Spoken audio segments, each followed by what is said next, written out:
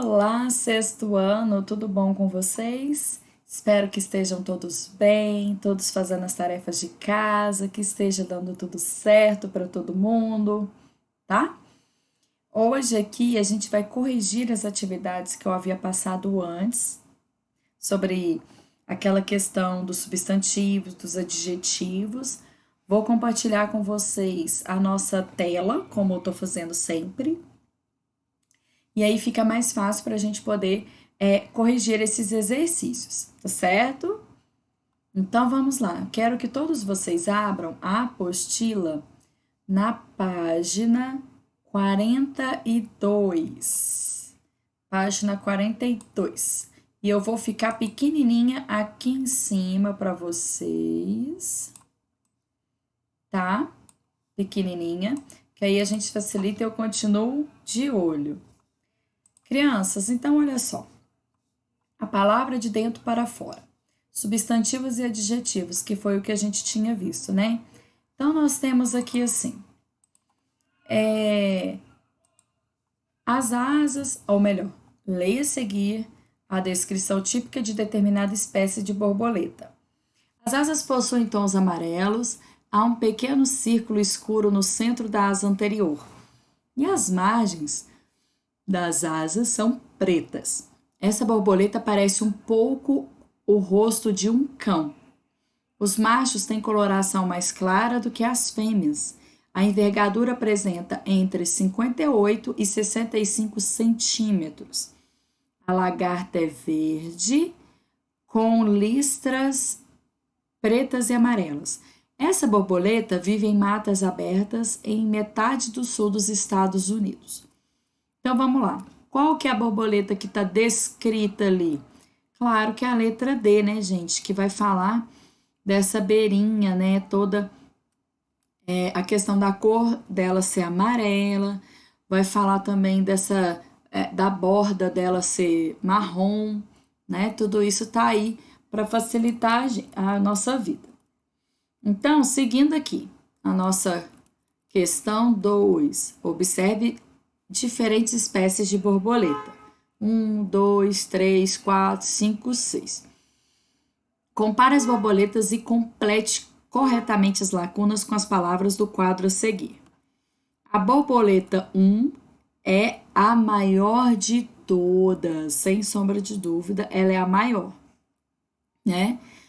B, a borboleta 6 é mais colorida que a borboleta 3. Então, a borboleta 6 é mais colorida que a borboleta 3. Isso mesmo.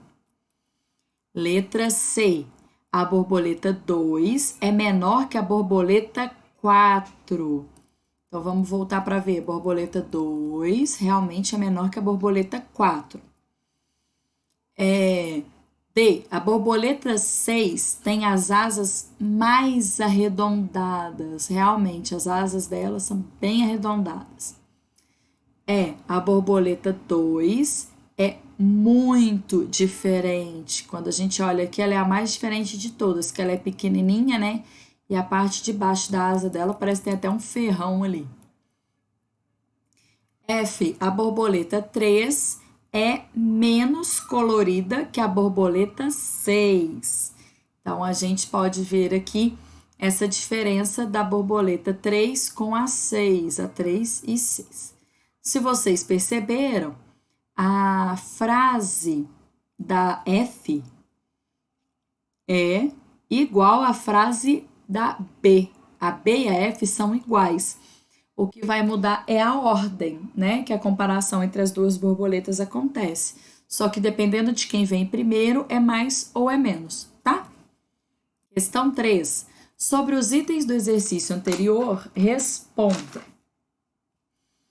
Em quais itens o adjetivo foi empregado no comparativo de superioridade? Então, a gente pode voltar aqui no exercício 2 e a gente percebe que a superioridade está presente, né, aqui na letra B, comparativo de superioridade, letra B, e letra D de dado. que é mais, né? Em quais itens o adjetivo foi empregado no comparativo de inferioridade? Inferioridade, nós teremos a letra C e a letra F. Em quais itens houve emprego de superlativo? Na letra A, na letra E. Mas para falar a verdade, essa letra D é superlativo, porque eu não estou comparando ela com outra borboleta. Estou comparando com todas elas. Então, retira a letra D daqui do comparativo e passa ela aqui para baixo. Então, aqui embaixo vai ficar só a letra B na questão A e na F vai ficar A, D e E, certo? Seguindo as nossas questões, questão 4. Faça outras comparações entre as borboletas representadas no exercício 2. Aí isso é com vocês, né? É uma resposta pessoal. Mas eu imagino que vocês podem colocar, por exemplo, a borboleta 4 é a borboleta mais azul de todas. É mais azul, tem mais azul que a borboleta 1. A borboleta 3 tem mais marrom do que a borboleta 5. Coisas desse tipo e também de tamanho vocês podem colocar, tá certo? Então, tudo isso pode ser acrescentado nessa questão 4. Na questão 5, a gente vai ter analise as imagens a seguir e depois ligue cada uma delas a uma característica que pode ser atribuída ao animal representado. E cuide para que haja concordância entre o adjetivo e o substantivo. Então, por exemplo, isso aqui é uma abelha. Então, a abelha é venenosa. Na letra B, eu tenho uma lesma, um caracol. É caracol, porque o caracol é vagaroso. Aqui eu vou ter, eu acredito que isso aqui é um carrapato, gente. Então, um carrapato é minúsculo. Aqui embaixo, a gente tem um besouro. E o besouro é brilhante. Na letra E, nós temos várias formigas. Então, se são formigas, elas são numerosas. Além de flexionar no feminino, vai flexionar também em questão de número no plural. A F, que é um gafanhoto é faminto. Um só gafanhoto, somente no singular. E a questão 6, a gente tem, escreva uma sentença, 6, né? Com o substantivo que denomina o animal de cada um dos itens do exercício 5, empregando também o adjetivo escolhido em cada caso. Aqui, pessoas, tá como resposta pessoal, mas a gente foi respondendo todos eles, então eu vou voltar. É para colocar uma frase com o substantivo do animal e dizendo a característica que foi colocada. Então, vamos voltar só para reforçar ali na questão 6. A abelha é venenosa, o caracol é vagaroso, o carrapato é minúsculo, o besouro é brilhante, as formigas são numerosas, o gafanhoto é faminto. Então, tudo isso aqui vocês podem colocar aqui na questão 6, tá certo? Que vai estar preenchido certinho o que a gente precisa. Agora, eu vou voltar na apostila da gente, voltar lá em sinônimos e antônimos, que está na página 39. Quero falar um pouquinho disso aqui. Nós já tínhamos começado a falar um pouco dos sinônimos e dos antônimos, e eu quero reforçar com vocês. Por quê? Os sinônimos são palavras de significado igual? Não. Os significados são parecidos. Por que que a gente tem que pensar assim? Porque não é sempre que eu vou poder utilizar determinado sinônimo em determinado contexto. Por exemplo, se eu falar eu tenho um carro, não, vou mudar. Aquele homem é jovem. Eu posso falar que aquele homem é novo.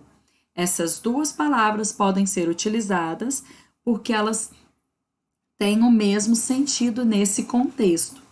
Mas se, por exemplo, eu alterar o meu substantivo, ao invés de eu falar homem, eu falar carro, não vai ter sentido. Então, se eu falar aquele carro é novo, mas eu não posso falar aquele carro é jovem, não faz o menor sentido. Então, eu quero que vocês se atentem a isso, do porquê que o sinônimo ele tem significado parecido, mas não é igual, tá bom? Esses significados a gente tem que tomar muito cuidado, porque senão às vezes você vai utilizar e o seu texto não vai ficar com a interpretação adequada, tá certo? Seguindo aqui, eu vou ler essa parte do texto verbal do infográfico. Ó, no começo da transformação, a lagarta sai do ovo de borboleta e alimenta-se muito, até crescer o suficiente para alcançar o próximo estágio, no qual ela fica presa e não se alimenta. 3. Ela deixa a velha pupa para ganhar os céus. O inseto vive pouco tempo depois de se transformar em borboleta. A borboleta adulta torna-se livre para voar. Atingindo o fim do ciclo, ela então botará seu ovo, que se tornará uma nova lagarta. Então, aqui a gente teve várias palavras que a gente pode verificar a questão do antônimo. Então, quando aqui eu tenho, por exemplo, a palavra começo e eu tenho a palavra fim, elas são antônimas. Eu tenho a palavra muito e tenho a palavra pouco, que também são antônimas. Mas elas sempre serão antônimas? Não, vai depender do contexto. Em determinados contextos, eu não posso colocar uma ou outra, vou ter que colocar um sinônimo para fazer sentido, tá? Então, continuando aqui, eles vão falar, né? Observe atentamente as palavras que estão destacadas em cores diferentes e note que as palavras destacadas com as mesmas cores formam pares de vocábulos que têm sentido contrários entre si. O contrário de começo é fim, assim como o contrário de muito é pouco. Palavras que têm significado contrário ou incompatível com o de outra palavra recebem o nome de antônimos. Desse modo, o antônimo de velha é nova e vice-versa. O antônimo de livre é presa e vice-versa. Agora vamos ler outra coisinha aqui bem interessante. Ó, no início da transformação, uma lagarta sai de um ovo de borboleta e alimenta-se, crescendo rapidamente, já que no estágio seguinte ficará aprisionada e não se alimentará. 3. Ela deixa a antiga pupa para liberar, para ganhar os céus, e a borboleta adulta torna-se liberta para voar, atingindo o final do ciclo. Ela botará seu ovo, que se tornará uma jovem lagarta. Aqui, gente, acontece a mesma coisa, né? Eu vou ter a questão do início e final. Tá vendo que não é fim? Eu tive começo e tive fim. Aqui eu tenho início e final. Da mesma forma que eu tenho aprisionada e eu tenho liberta. E eles vão falar a mesma coisa. Que note que essas palavras destacadas com as mesmas cores continuam tendo significados opostos. Continuam sendo antônimos entre si. Início e final, aprisionada e liberta, antiga e jovem. Repare, porém, que as palavras foram substituídas com base na primeira versão dos enunciados. O substantivo começo, por exemplo, foi substituído por início, mas isso não trouxe mudança de significado. Desse modo, começo e início são sinônimos, e um sinônimo é um vocábulo que pode ser usado no lugar de outro sem qualquer alteração de sentido. O mesmo acontece entre presa e aprisionada e nova e jovem, por exemplo. Não se esqueçam do que eu disse, que os sinônimos a gente pode usar, mas tem que tomar cuidado porque nem sempre os sinônimos vão encaixar em todas as situações. Tem casos que os sinônimos não vão fazer sentido, não vão se encaixar, e aí pode gerar uma frase sem noção, como, por exemplo, o carro jovem que eu tinha dito. Diante disso aqui, eu vou passar para vocês como para casa a página 46, tá? Vai estar escrito lá na plataforma, mas já estou adiantando. A página 46, do número 7 até o número 9. E também a página 47 para vocês já irem dando uma sondada nesse exercício que é grande, tá certo? Então, um beijinho para vocês e até mais. Tchau!